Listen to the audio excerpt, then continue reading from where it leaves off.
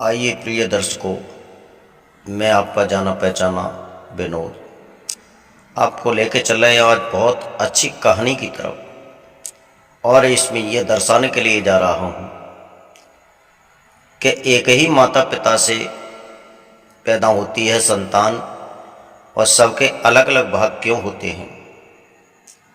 हमारा चैनल है देहाती अनमोल कहानी यूट्यूब चैनल के सौजन्य से आप तक पहुंचा रहे हैं इस कहानी को।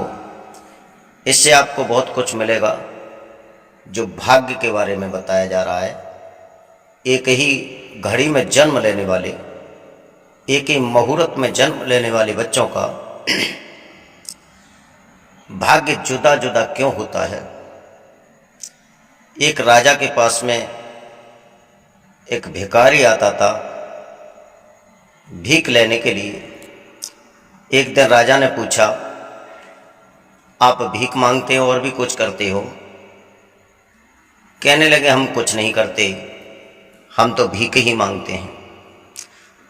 राजा कहने लगा, तो ये बताइए, एक ही माता पिता से जन्म लेने वाले दो बच्चे, उनका भाग्य जुदा जुदा क्यों होता है?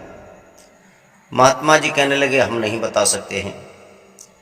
मैं ये नहीं बता सकता कि एक ही मुहूर्त में जन्म लेने वाले बच्चे, उनका भाग्य जुदा जुदा क्यों होता है, अलग अलग क्यों होता है। लेकिन इतना बता सकता हूँ, जो पूर्व दिशा में पहाड़ दिखाई दे रहा है, इस पर एक व्यक्ति संतों के कपड़े पहन करके और वहाँ बैठा है, वो आपका सटीक उत्तर देगा महाराज। राजा ने उस भिखारी को भीख देने के बाद में राजा वहाँ से चला और जो पहाड़ था उस पहाड़ पर राजा पहुँचा। तो उस व्यक्ति पर जब नज़र पड़ी है राजा की, वो व्यक्ति उस समय क्या कर रहा है, आग के अंगारे जो होते हैं उन्हें पानी में डुबोता और खा लेता है। राजा कहने लगा, जी तो मुझे पागल मालूम पड़ता है, लेकिन फिर भी पूछ लेता हूँ। एकदम का ये व्यक्ति, ए सज्जन पुरुष, मुझे ये बताइए, मैं एक प्रश्न लेकर के आया हूँ कि एक ही माता पिता से पैदा हुई संतान का भाग्य अलग अलग क्यों होता है। एक ही घड़ी में जन्म लेने वाले बच्चों का भाग्य अलग अलग क्यों होता है। वो व्यक्ति कहने लगा, जो संतों का कपड़ा पहने था, आग के अंगारे पानी में डुबो करके बुझा करके खा रहा था। कहने लगा, इसका उत्तर मैं नहीं दे सकता। इससे ऊंचा जो पहाड़ दिखाई दे रहा है, आप वहां जाइए, आपका सटीक उत्तर वहां मिलेगा। राजा वहां से चला। जब उस पहाड़ पर पहुंचा, उस पहाड़ पर जाकर के देखा, संतों जैसे कपड़े पहन करके एक व्यक्ति और अपना मांस नोच नोच करके खा रहा है। कपड़े तो महात्माओं के पहने हैं, बैठा है और अपना मांस नोच नोच करके खा रहा है। राजा ने सोचा, ये तो उससे भी ज़्यादा मेंटल पागल है, लेकिन हमारा क्या जाता है, हम अपना प्रश्न पूछते हैं। एकदम कहा, ए सज्जन महापुरुष, मैं आपके पास बड़ी आशा लेकर के आया हूँ और आपसे ये पूछना चाहता हूँ कि आपका एक ही माता पिता से जन्म लेने वाले बच्चे, एक मुहूर्त में जन्म लेने वाले बच्चे, इनका भाग्य जुदा जुदा क्यों होता है। वो कहने लगा, राजन, मेरे पास आए हो, इसका उत्तर मेरे पास नहीं है। आप नीचे उतर के जाओगे, दक्षिण दिशा में तो एक गांव पड़ेगा। उस गांव में एक 8 वर्ष का बच्चा है और बहुत दिन से बीमार है, और वो बच्चा आपका उत्तर बताएगा। आप अपने प्रश्न को लेकर के वहां जाइए, इसका सही उत्तर वहां मिलेगा। राजा वहां से चला, उस गांव में पहुंचा, पता लगाया, 8 वर्ष का बच्चा है काफ़ी दिन से बीमार पड़ा हुआ है।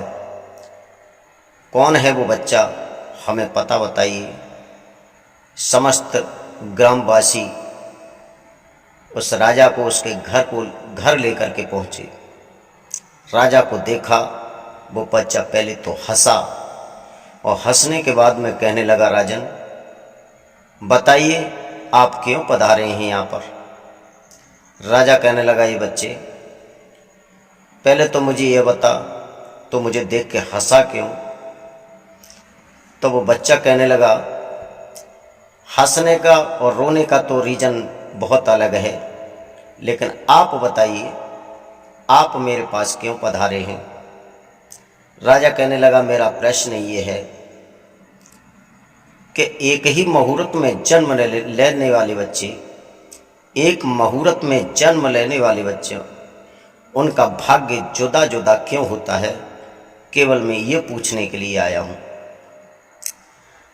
वो बच्चा कहने लगा, महाराज इसीलिए तो मैं जिंदा हूँ, न कब का मर जाता, क्योंकि मैं काफ़ी लंबे समय से मैं बीमारी को झेल रहा हूँ और इसीलिए जिंदा हूँ कि किस समय आप आए तो आपके प्रश्न का उत्तर बताऊं। कहने लगे, तो बताओ। तो वो लड़का कहने लगा, एक ही माता पिता से पैदा हुए 4 भाई थे और बहुत बड़े तीर्थ यात्रा में गए थे। किसी नदी में स्नान करने के बाद में सुबह का टाइम था, संध्या वंदन किया। उसके बाद में 4 भाइयों ने भोजन की तैयारी की। तो भोजन में बनाया उन्होंने बाटी, और 4 ही बाटी बनाई। चारों बाटी बन के तैयार हो गई, चारों की पत्तल रख गई और चारों भाइयों की पत्तल पे एक एक बाटी बांट में आई। जब उस प्रसाद को लेने को तैयार होते हैं, तब एक भूखा साधु आ जाता है, भूखा संत आ जाता है। भूखा संत कहने लगा पेट पर हाथ फिराते हुए, महाराज मैं कई दिन से भूखा हूँ, एक बाटी मुझे दे दो। बड़ा वाला कहने लगा, तुम्हें कहाँ से दे दें, एक ही बाटी है, अगर तुम्हें हम दे देंगे तो हम का आके अंगारे खाएंगे। दूसरे वाले से कहा, तुम दे दो।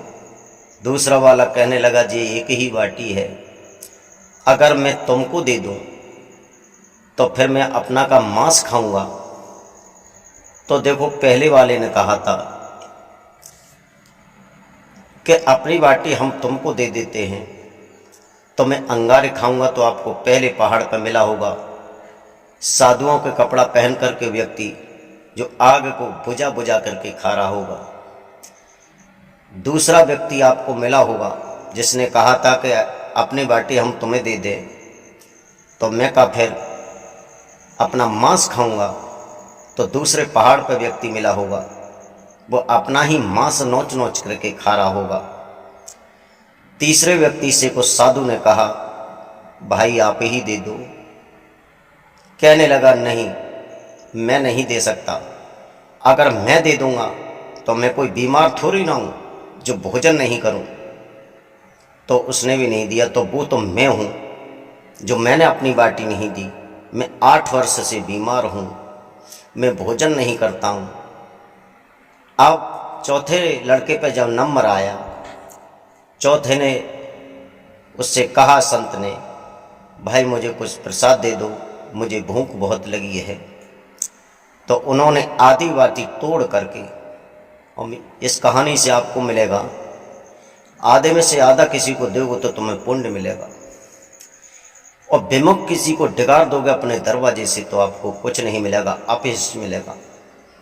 तो भक्तों से मेरा कहना है, इस कहानी को सुने और कोई संदेह हो तो मुझसे संपर्क करें। मेरा मोबाइल नंबर है 9548 770 762। तो आधी बाटी तोड़ करके दे दी चौथे वाले लड़के ने, आधी आप खा ली, आधी उस संत को दे दी। तो जिसने आधी दी वो तो महाराज आप हो, और जिन्होंने नहीं दी वो मैं हूँ, और जो मांस नोच करके खा रहा था वो है, और तीसरा जो आग बुझा करके खा रहा था वो है। इसका उत्तर ये है। तो मेरे प्यारे भक्तों, आप अपने जीवन में 3 आदमी से मुलाकात होती है, 3 तरह के व्यक्ति मिलते हैं। एक तो आता है व्यवहार में, एक आता है आभार में, एक आता है प्रभाव में। तो प्रभाव में जो आ रहा है और अभाव में जो आ रहा है और जो भाव में आ रहा है, तो भाव में आ रहा है उसे तो दीजिए आप प्रेम, और अभाव में आ रहा है वो परेशान है और भूखा है, उसकी समस्या आदि में इत्यादि करिए, जरूर अवश्य करिए। और जो प्रभाव में आ रहा है उसे नमस्कार करिए और सीधा रास्ता बता दीजिए कि इधर पे चले जाइए। चूँकि प्रभाव में आने वाला व्यक्ति को घमंड होता है अपने धन का, अपने बल का, अपने यश का, जो उस वक्त प्रभाव है धन का।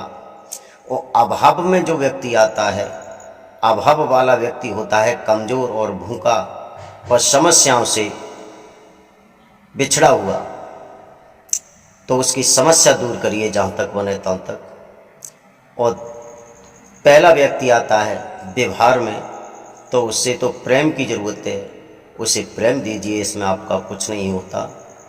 और मेरा आपसे कहना है ऐसी अच्छी वीडियो आपको देते रहेंगे। हमारे चैनल को सब्सक्राइब करते रहें, लाइक और शेयर करते रहें। आपको बार बार बधाइयाँ देते हैं। आप खुश होंगे, अच्छे रहेंगे और आपके जीवन में खुशियाँ आती रहेंगी।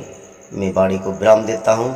अब अगले वीडियो में मिलेंगे। बहुत वीडियो हमारी आ रही हैं, आप